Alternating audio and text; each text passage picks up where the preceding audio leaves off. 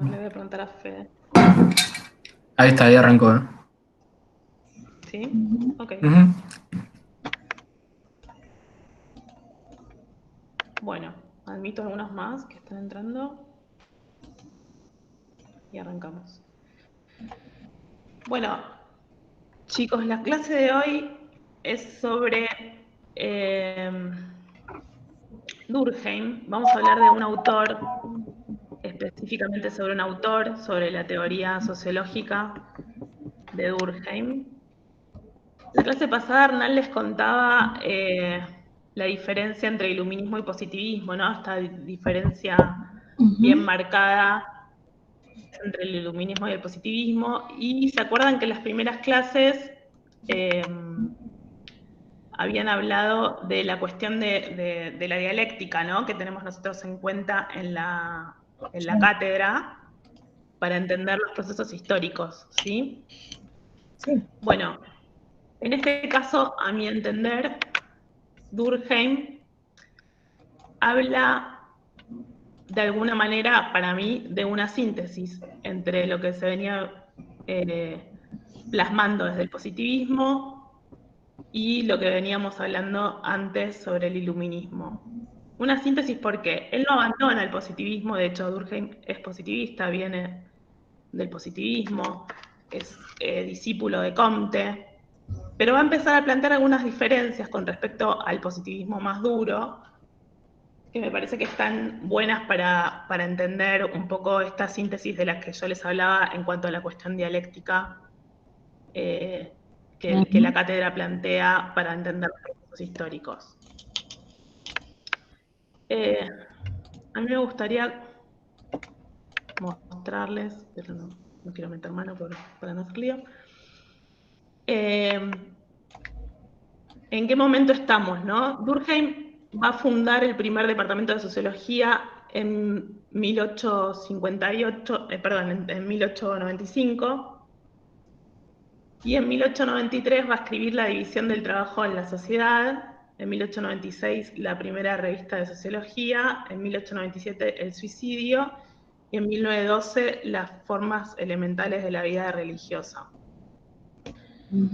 En todos estos escritos de Durkheim, ¿qué nos cuenta? Nos va a hablar de los acuerdos que están fallando y de la necesidad de un orden, ¿no? Esto es bien positivista, ¿no? La cuestión de una necesidad de un orden, como si la cosa fuera bien lineal y se pudiera acordar y llegar a un orden, ¿sí? Pero a diferencia de lo que veníamos viendo del positivismo más duro, va a plantear a la sociedad como un sistema o como una estructura que tiene una función, y en ese sentido el delito va a tener una función dentro de esa estructura, ¿sí?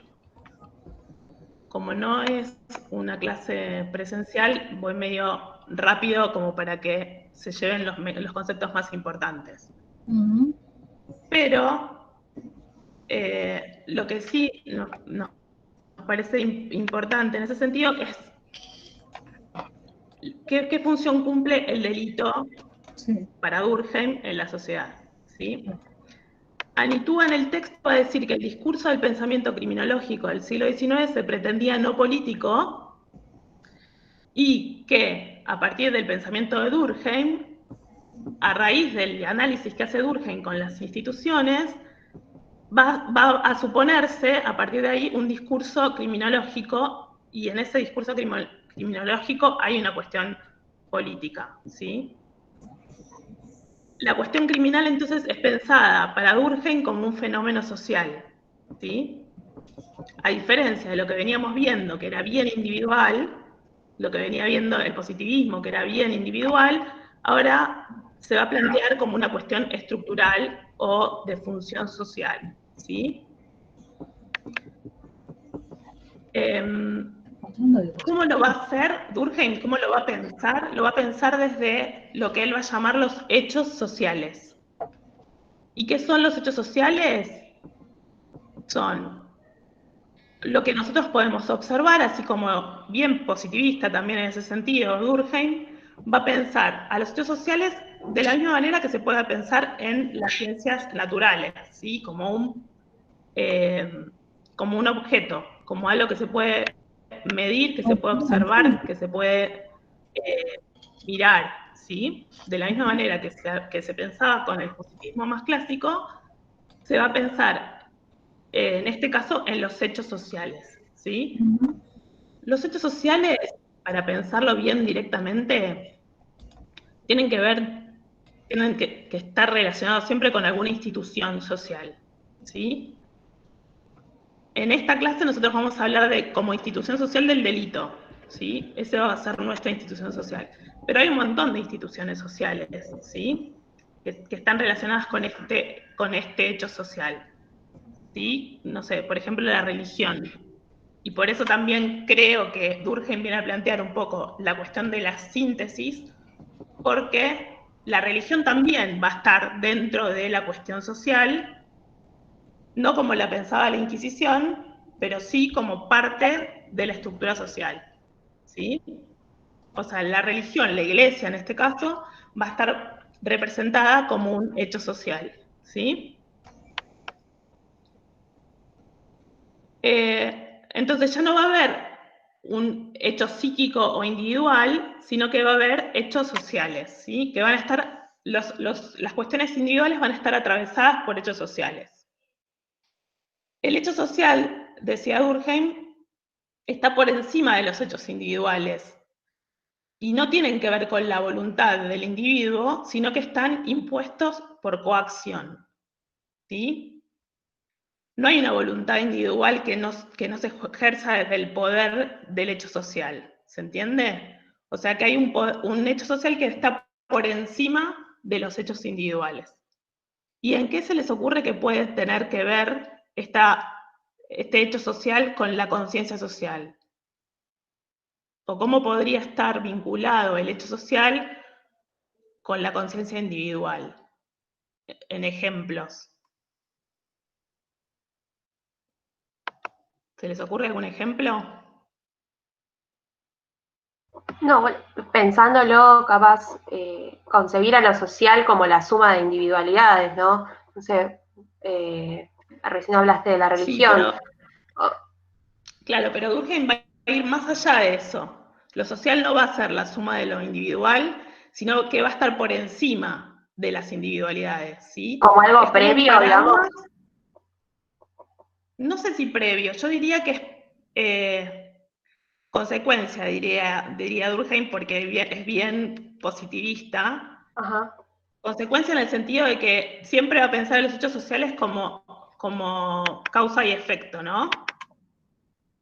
Entonces, por ejemplo, el lenguaje para Durkheim es un hecho social, ¿sí? El lenguaje no es algo individual, es algo que se construye socialmente, ¿sí? Es algo que se va formando y que va creciendo con el correr del tiempo, ¿sí? Quizás es lo que más nos identifica o nos une como sociedad, ¿sí? Si nosotros hablamos en cualquier otro idioma que no sea el español en Argentina, es difícil que nos entiendan, ¿no? Bueno, esa construcción va a estar por encima de lo que cada uno de nosotros queremos como personas. Va a estar ligado a lo que nosotros somos como parte de un ser colectivo, ¿sí? ¿Se entiende? Ok. Entonces, pensemos que igualmente Durkheim va a seguir pensando en los hechos sociales como algo observable, medible, como algo que se puede ver, como parte de como lo pensaban las ciencias naturales, ¿sí? En esto no se va a diferenciar del positivismo. Pero sí va a empezar a pensar en cuestiones que no pensaban los positivistas, que tienen más que ver con la cuestión social, digamos, con que hay una estructura y que esa estructura tiene alguna función de ser, digamos, ¿no? Que esa estructura está por encima de los individuos y que de alguna manera nos agrupa, no Yo lo junta, que ¿sí? yo había visto un poco Durkheim en una materia que cursé el cuatrimestre pasado, que es investigación de metodología social, algo así, creo que se llamaba la cátedra, y lo que Sí. había leído de Durkheim era como que es lo que está preestablecido, o sea, lo que ya está conformado, donde uno, como decirlo, bueno, como lo he leído, algo que ya está establecido y que uno tiene que adecuarse a eso, o sea, algo que, no sé cómo explicarlo, pero como que ya está Sí, predeterminado sin como que el lenguaje, digamos. claro. Claro, con el lenguaje es bien claro, porque no es algo en donde nosotros podemos intervenir, ¿sí? Pero Durkheim, por supuesto, no pensaba en un lenguaje inclusivo, por ejemplo, ¿no? Y imagínense a Durkheim pensando en un lenguaje inclusivo en esa época. Claramente no. Pero el lenguaje sí va cambiando, no es siempre igual, no es estático. Esto Durkheim no lo ve tan claramente. Lo que sí va a ver es que no se discute el lenguaje, ¿sí? No vamos a entrar en discusión de si es verdadero o es falso el lenguaje. El lenguaje es lenguaje, ¿sí? Como la religión. La religión no va a ser discutible. Si hay gente, mucha gente, que cree en algo, eso existe, eso va a decir Durkheim, ¿sí? No va a entrar a discutir si existe Dios o no existe Dios. A él no le va a importar eso, le va a importar que como sociedad entendamos que hay algo que está por encima de lo que nosotros creemos individualmente y que nos agrupa y nos identifica y nos une como personas dentro de un ámbito social, ¿sí? Esperen que tengo que admitir a alguien. Ahí va. Ok. Les voy a leer un textito de las formas elementales de la vida religiosa que dice así: siempre que se intenta explicar un asunto humano tomado en un momento determinado del tiempo, ya se trata de una creencia religiosa, de una norma moral, de un precepto jurídico, de una técnica estética, de un régimen económico, es preciso comenzar por remontarse hasta una forma más primitiva y más simple, buscar la enumeración de los caracteres por las que se define en este periodo de su existencia, y luego mostrar cómo poco a poco se ha desarrollado y complicado, cómo ha llegado hasta lo que es en el momento a considerar. Entonces, ¿qué nos está diciendo Durkheim acá?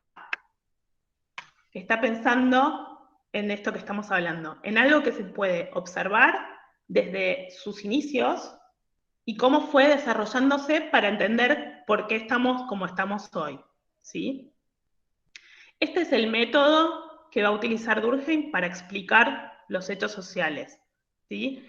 Los hechos sociales entonces son cosas observables, como la religión, como el lenguaje, como el divorcio, como el delito, ¿sí? Cualquiera de estos hechos sociales son fenómenos que son medibles, que son observables, ¿sí? Ok. Ahora, Perdón, una no se va a consulta. distinguir del positivismo, sí. Dentro de estos fenómenos hay Bueno, fenómenos, o entiende él dentro de su concepción que hay fenómenos más dinámicos que otros. Digo, comparativamente el lenguaje con los usos y costumbres de una sociedad, obviamente hay cuestiones más dinámicas y otras más estáticas. ¿Lo entendí así también? exacto. Sí, eso lo va a pensar justamente como la biología, ¿sí? Que hay hechos que son más dinámicos y otros que son más estáticos. Incluso él va a hablar de lo que llama la densidad dinámica, ¿sí? Que fíjense el término que es bien biologicista, densidad dinámica, ¿no? Que va a tener que ver con el grado de interacción que tienen las personas en una sociedad, según lo que él o cualquier sociólogo que esté estudiando un hecho social va a observar, ¿sí? Entonces, sí va a tener que ver con la dinámica, va a tener que ver con el volumen también, no solamente con la dinámica, el volumen en cuanto a la cantidad, por eso el hecho social va a tener que ver, el delito, por ejemplo, para Durkheim va a ser, no va a ser anormal, digamos, por la cantidad de delitos que surgen. Si se producen muchos, no va a ser anormal, digamos, es como el pensamiento opuesto a lo que veníamos pensando. No es que va a ser patológico porque es algo desviado, sino que es desviado si no sucede, ¿sí? En ese sentido, a mí me parece súper interesante Durkheim. A mí me cargan mucho porque dicen que le pongo mucha pasión a explicar a Durkheim, pero es que me parece que es un tipo que, si pensamos en el contexto en el que está escribiendo, que está todo súper revolucionado y está intentando explicar y ponerle un orden dentro de los parámetros que el positivismo viene planteando, el tipo dice, sí, pará, pero hay cosas que no dependen exclusivamente de cada una de las personas. No va a depender de que haya alguien que es patológico o que haya alguien que se portó mal y para eso hay que hacerle un tratamiento y si hacemos ese tratamiento va a salir o es así y no queda otra, ¿sí? Sino que va a pensar en que esto es parte de lo social, es parte de lo normal, ¿sí? El delito es parte de lo que tenemos que vivir, ¿sí? Esto se va a repetir y cuanto más se repita, más normal va a ser, ¿sí? ¿Se entiende? ¿Hay algo que estén dudando o algo? Perdón, chicos, yo estoy intentando que esto sea lo más parecido a una presencialidad, pero claramente no lo es. Bueno. Entonces, les quería leer otra cosa más.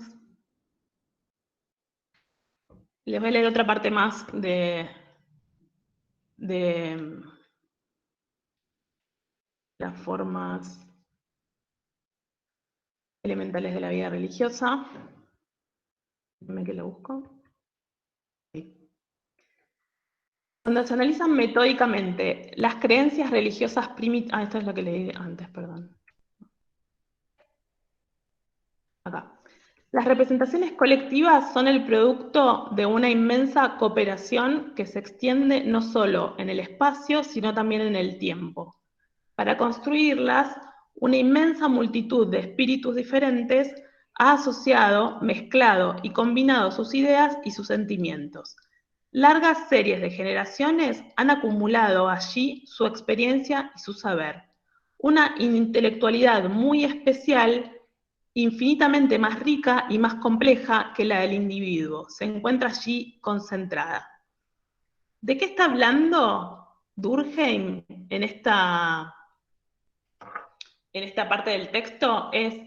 Habla de representaciones colectivas, ¿sí? ¿A ustedes qué les viene a la cabeza cuando hablamos de representaciones colectivas?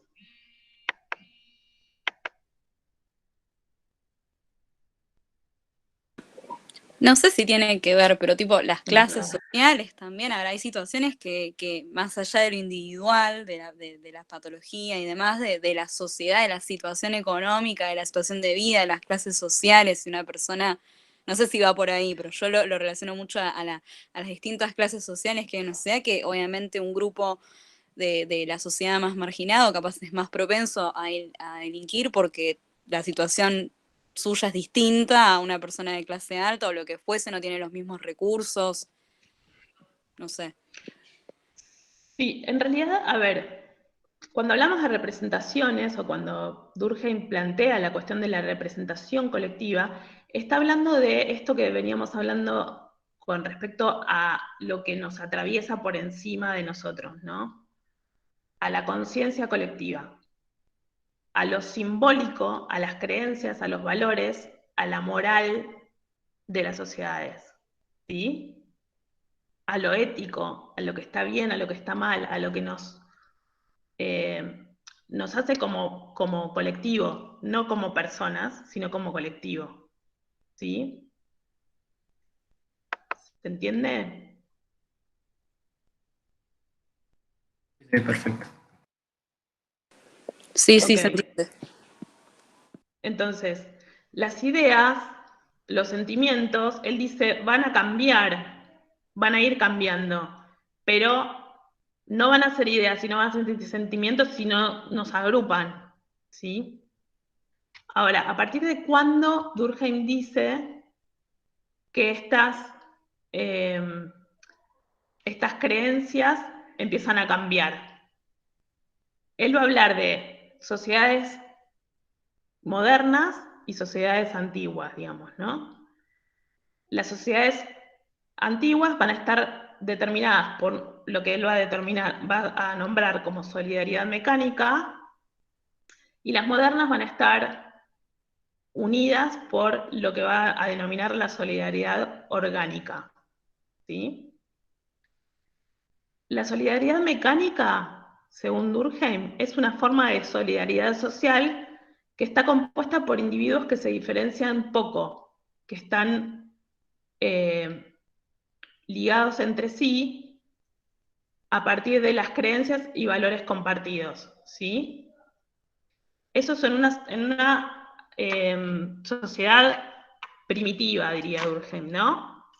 Ahora, en la sociedad moderna, la solidaridad cambia porque está compuesta por individuos que sí se diferencian, o que se diferencian más que los que antes, y en donde la cohesión se produce porque ellos dependen de sí mismos, ¿sí? O sea, hay una interdependencia de ellos mismos, ¿sí? Entre sí. ¿Y por qué se les ocurre que hay una interdependencia en una sociedad moderna? ¿Por qué hay una interdependencia de los individuos? Porque O quizás sea, antes tenía... a diferencia de una sociedad primitiva donde uno mismo cultivaba, por ejemplo, y podías depender de tus propios bienes, en una sociedad moderna quizás las personas salen a trabajar y con ese dinero pueden comprar bienes, por ejemplo. Muy bien, perfecto. ¿A alguien más se le ocurre algo con respecto a eso? Producción e intercambio de bienes y servicios en general, ¿no? Perfecto. Pero ¿qué pasa con la división social del trabajo? ¿Por qué Durkheim dice que la cohesión social va a estar determinada por la división social del trabajo? Porque hay ¿Qué quizás pasa tareas más específicas, en este tema de quizás uno tiene un rol específico y no todos los roles a la vez como antes. Claro. Imagínense un agricultor, ¿no? En una sociedad primitiva, que hacía todo el proceso del sembrado hasta llegar al producto terminado, ¿no? Ahora, en las sociedades modernas, esto va a cambiar y va a depender de cada uno el rol que le toque a cada uno dentro de lo que Durkheim va a llamar la división social del trabajo. Eso, según Durkheim, es lo que genera la solidaridad orgánica, ¿sí? A diferencia de las sociedades primitivas que hablaban de solidaridad mecánica, ¿sí? Ahora, ¿qué se les ocurre que va a pasar con la conciencia colectiva, con esto de los que veníamos hablando sobre estas representaciones colectivas que nos unen, que nos hacen parte de, digamos, ¿no? En una sociedad primitiva y en una sociedad moderna.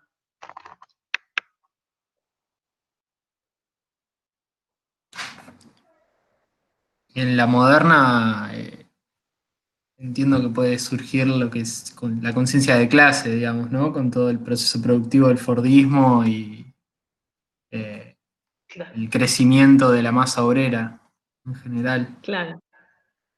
Bueno, Durkheim no va a ser tan revolucionario, no va a pensar en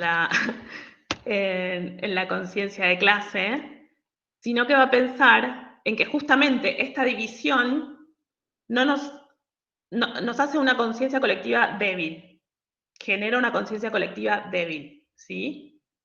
En cambio, en las sociedades primitivas, la conciencia colectiva era más fuerte, ¿sí? Era más poderosa.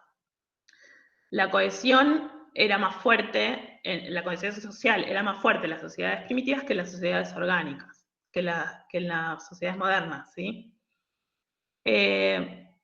¿Y por qué para Durkheim no es creadora de cohesión social la división social del trabajo?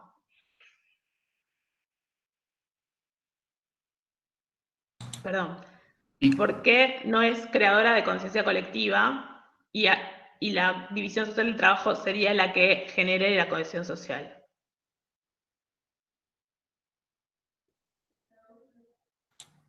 Por el individualismo propio del capitalismo, entiendo, basado en la competencia. Muy bien, y porque todas estas cuestiones nos atomizan, ¿no? No nos unen. Por eso, para Durkheim, el delito, de alguna manera, es funcional a este tipo de sociedades. ¿Sí? Porque, ¿cuál sería el efecto del delito? Pensando en términos positivistas de causa y efecto. La causa es el hecho social, que es el delito, ¿no? Y ante el delito, ¿qué se hace? Se aplica una pena o se separa a alguien o se empiezan a generar sentimientos de inseguridad o de desconfianza hacia miembros de tu propia comunidad. Se castiga, ¿no? Frente al castigo, Durkheim dice que se crean nuevos valores morales, nuevas creencias, ¿sí? Entonces, ¿por qué el delito es funcional? Porque a partir de entender que eso que se hace no es lo que nos une, vamos a pensar en que no debemos hacerlo, digamos, ¿no? ¿Sí? La solidaridad orgánica, dice Durkheim, tiene una división alta de esta división social del trabajo en una sociedad que es heterogénea, en donde las relaciones se generan por las funciones desempeñadas, esto que hablábamos de la división social del trabajo, ¿sí? Y la cohesión social entonces va a venir dada por la interdependencia. Si nosotros somos personas que somos poco autosuficientes, dependemos de otros, ¿sí? Entonces, ¿qué es lo que va a hacer que podamos vivir en sociedad de una manera normal, diría Durkheim, o lo menos anómica posible? Va a depender de que los hechos sociales como la religión, el trabajo, la política, las prácticas económicas, sean regidas de una manera lo más autónomamente posibles, ¿sí? Pero como la conciencia colectiva es débil, necesitamos crear estos valores, estos hechos que nos atraviesan para que podamos vivir de la mejor manera o de la manera más armónica posible.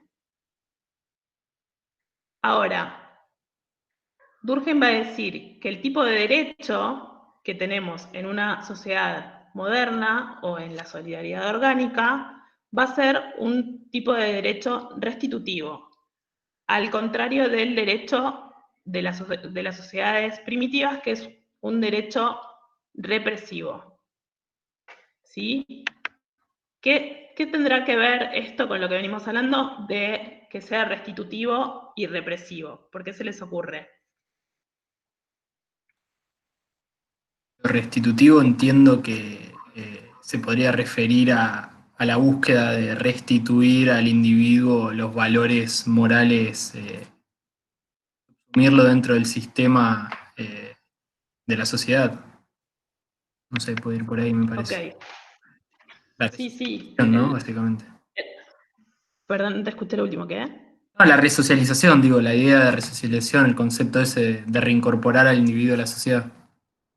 Sí, de reparar, ¿no? Viene de la idea de reparar el daño y de que lo que ofendió por el hecho, por el delito que se cometió, de alguna manera se pueda restituir, digamos, ¿no? Se pueda modificar esa acción por algo que vuelva a construir acuerdos sociales que sean más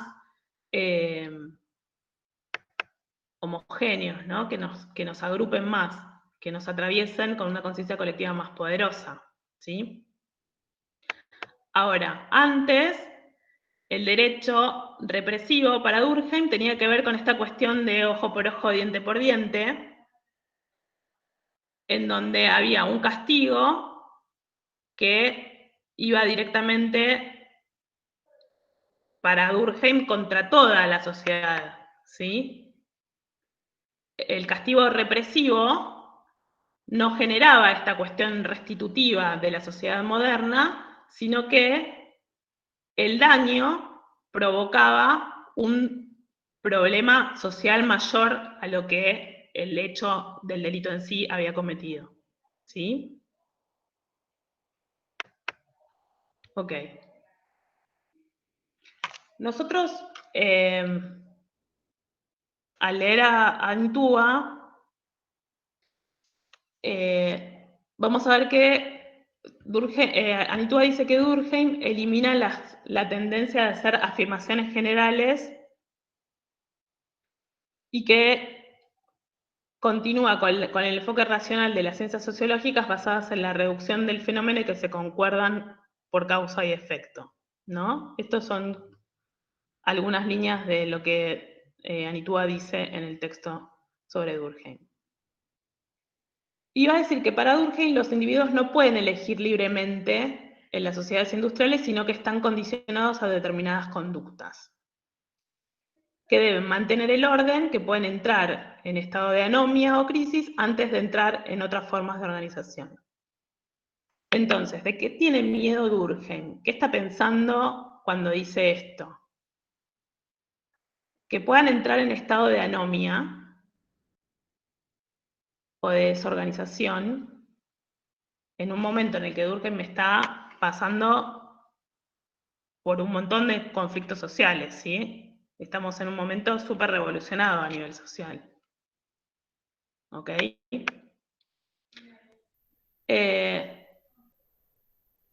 Entonces, ¿por qué Antua dice que en realidad él viene a politizar la cuestión? Separándonos, digamos, de la figura del autor del delito.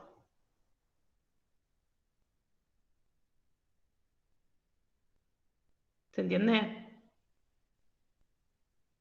O sea, según Antua, despolitizar la cuestión criminal se impondría centrándose en la figura del autor del delito, ¿sí? O del delincuente en lugar del delito en sí como patologías o problemas individuales. ¿Se entiende?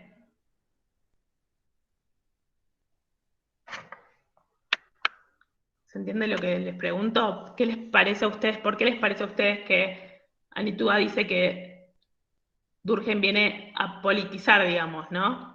Esta cuestión.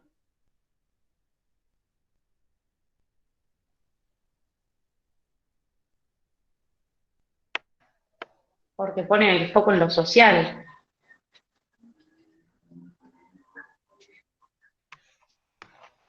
Sí, porque pone el foco en lo Puede ser social. también porque hay cierta prescripción en lo que dice, un discurso altamente prescriptivo. No entiendo a qué te referís. No, me refiero a que quizás en los diferentes discursos uno puede ser más descriptivo, describir lo que ve, y en este caso quizás, no sé si también hay como una segunda intención en lo que dice, en llevar, dirigir hacia un cauce o hacia otro, a la sociedad o a las elecciones de una sociedad. Claro, exacto, porque en realidad lo que está pensando es que las relaciones de fuerza tienen que ver más con lo que afecta el delito en sí, no tanto a la víctima, sino a lo social. ¿Sí? ¿A eso te referías? Claro. Exacto, a eso se refiere. Delphi, acá en el chat sí. dice Yamila, porque le agrega contexto al sujeto.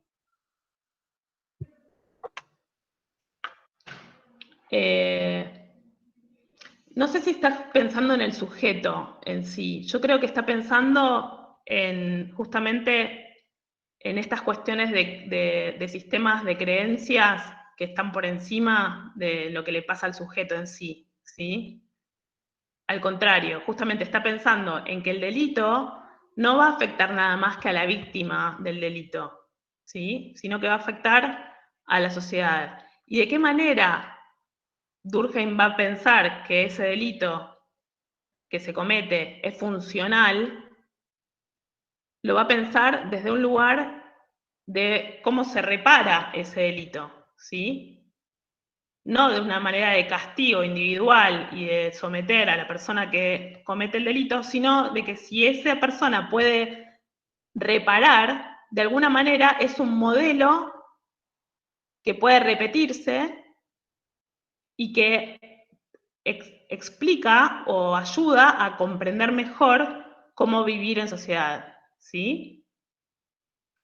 No sé si es demasiado abstracto como se los explico. Por ahí podríamos pensar en algún ejemplo. Pero lo que me parece que Anitúa está planteando cuando habla de Durkheim es que Anitúa habla de Durkheim como funcionalista, ¿sí? Durkheim no es funcionalista porque el funcionalismo arranca más en mediados del 1900, en 1950 aproximadamente, pero sí, Parson lo va a tomar después a Durkheim, que es uno de los funcionalistas que origina el funcionalismo. ¿Y qué va a pensar Parson de Durkheim cuando habla de funcionalismo? Va a pensar en esta cuestión de lo funcional, digamos, ¿no? De lo que no pensaron los positivistas hasta ahora. De qué es lo que sirve de esto dentro de la estructura social. Y no solamente que sirve por la utilidad, sino como parte del sistema, ¿sí?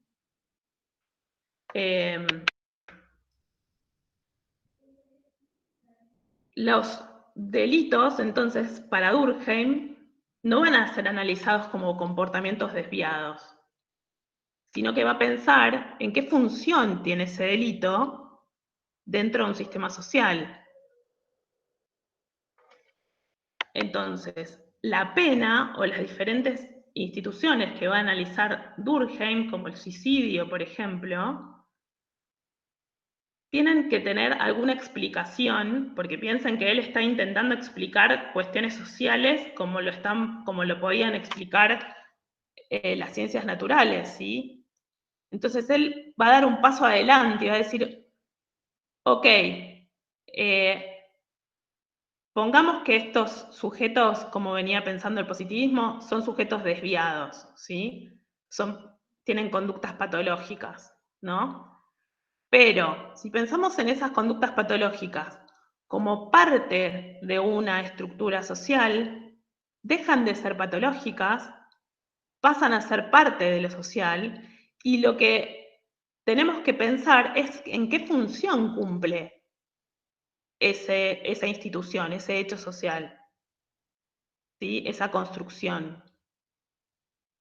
Si pensamos, por ejemplo, en esto que veníamos pensando, en un hecho social como el lenguaje, quizás así es más fácil de entender, o en algún hecho social que sea más pensado en algo que pueda llegar a ser negativo.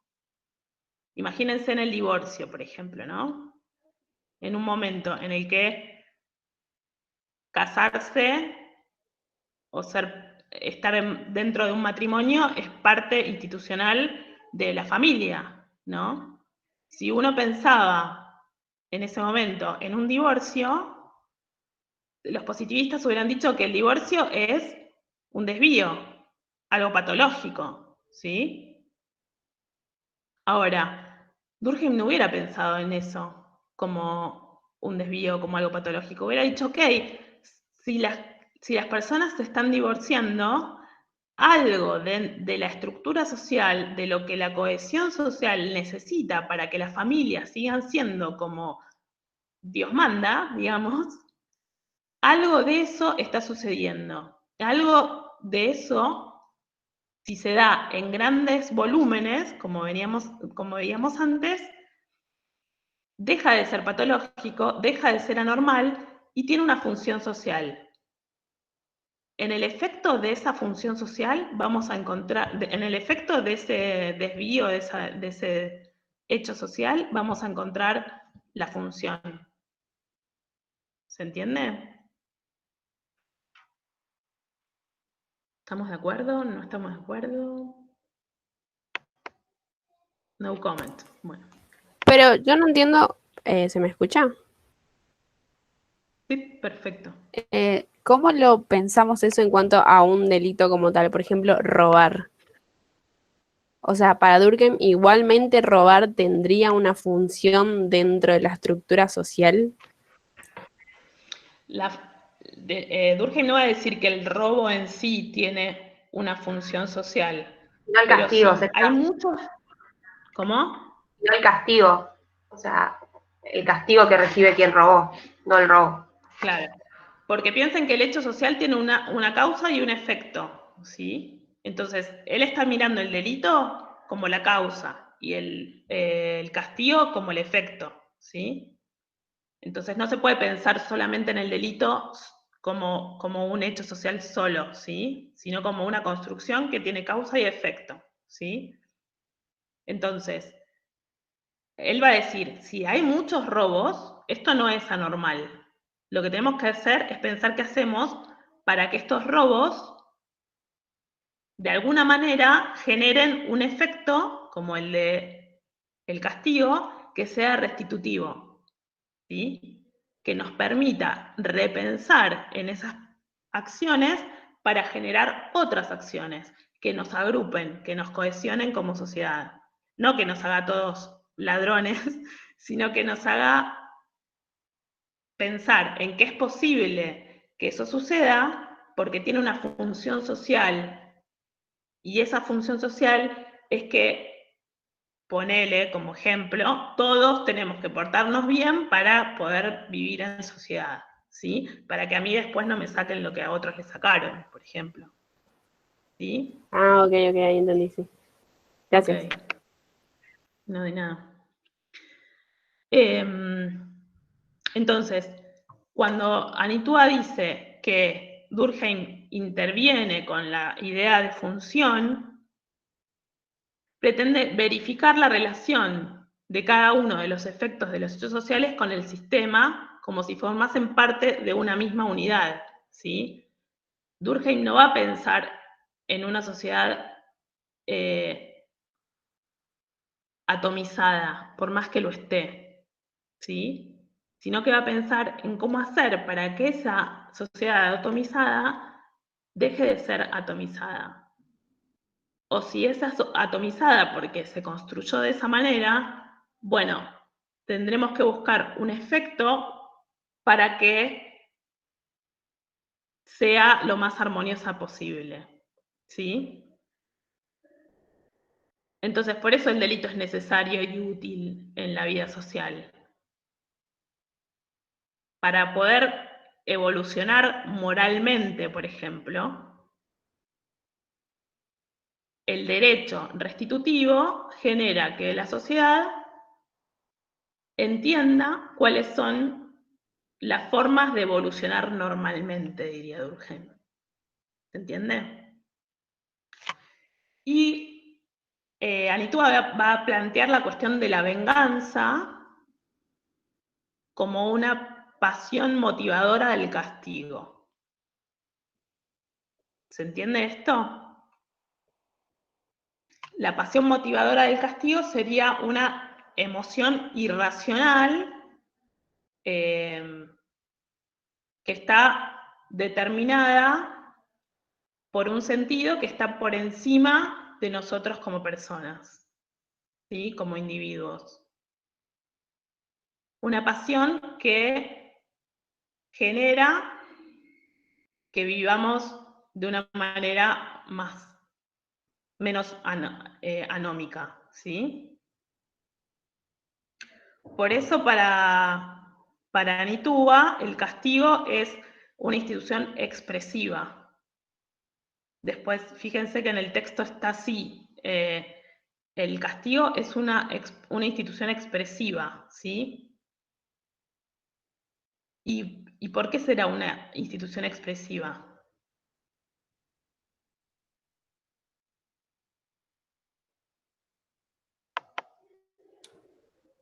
¿Qué será esto de expresiva?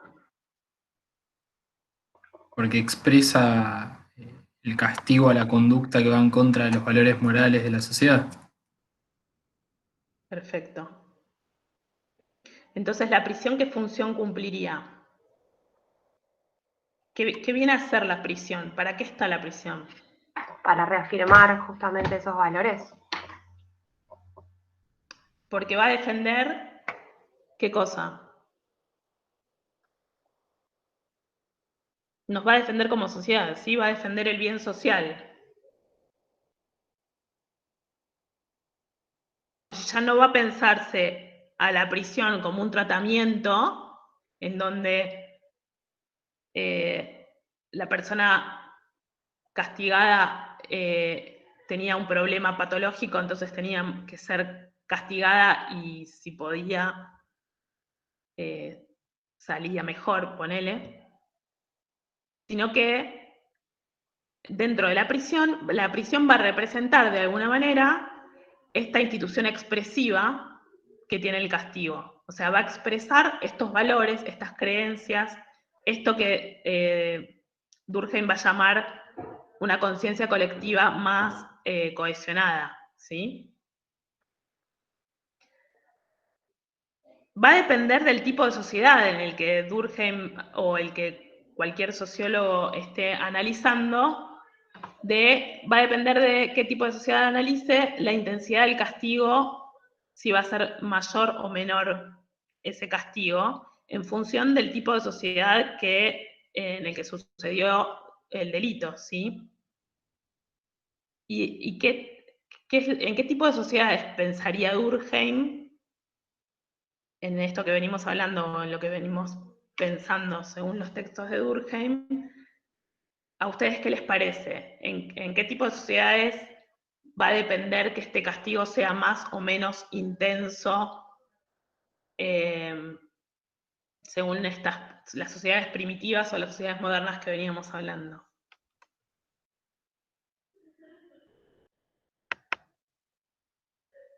¿Se acuerdan del derecho restitutivo y del derecho represivo del que estábamos hablando?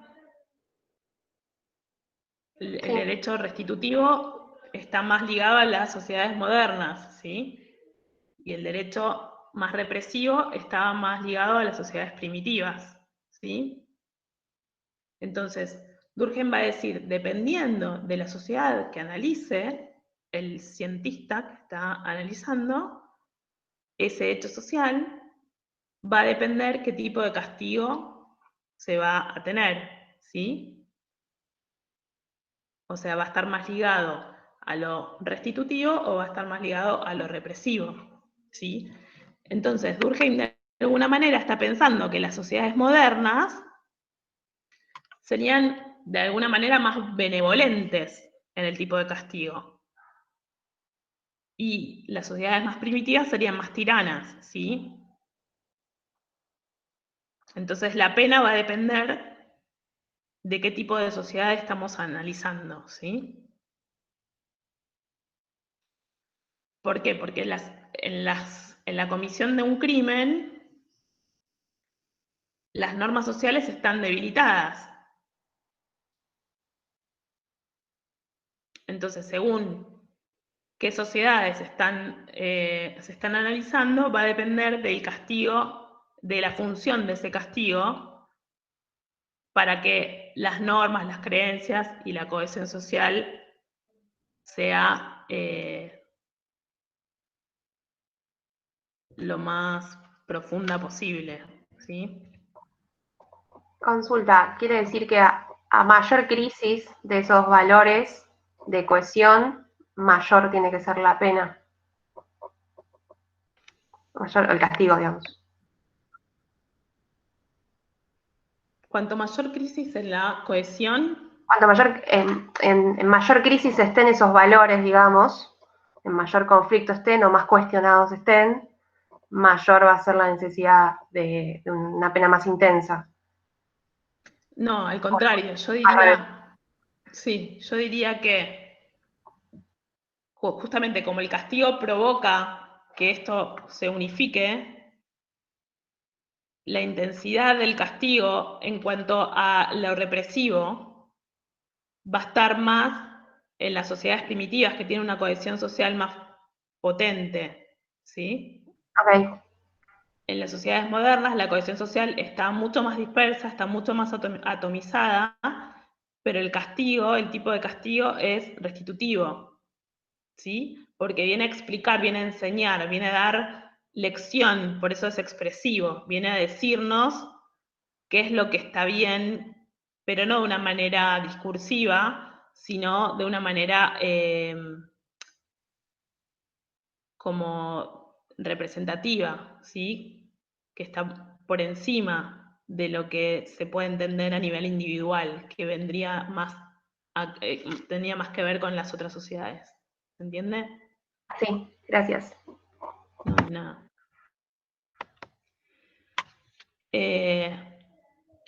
Bueno, no sé si me queda mucho más que contarles en esta primera clase de Durkheim, pero si quieren, para cerrar, hay algunas frases del texto de Anitúa que me parece que están buenas, que tienen que ver con la cuestión de la dominación, que tiene que ver también con esto de que veníamos hablando de por qué Anitúa dice que es político.